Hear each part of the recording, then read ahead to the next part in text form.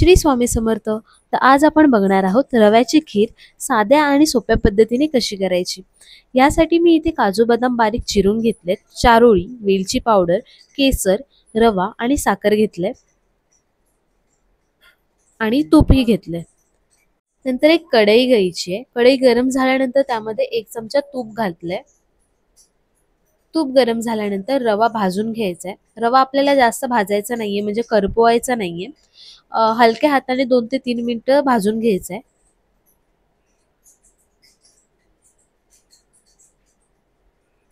त्यानंतर रवा भाजून झाल्यानंतर आपल्याला तो साईडला काढून घ्यायचा आहे. आणि त्याच कढईमध्ये अजून एकदा तूप घालायचं 1 चमचा आणि काजू बदाम चारोळी जी आहे ती आपल्याला भाजून घ्यायची.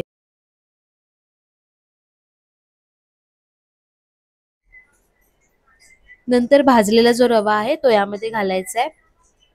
परत एकदा चांगलं भाजून घ्यायचं आहे आपल्याला.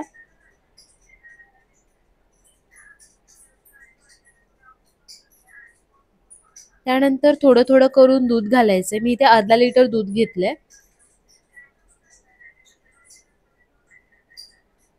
दूध घातल्यानंतर चांगलं मिक्स करायचंय सर्व आणि चांगली उकळी येऊन द्यायची आहे.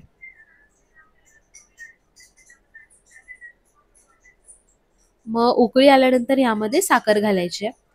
साखर चांगली विरघळून द्यायची आहे. मिक्स करत राहायचंय.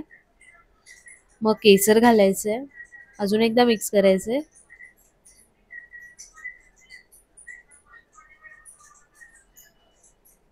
चिमटभर मीठ घालायचं.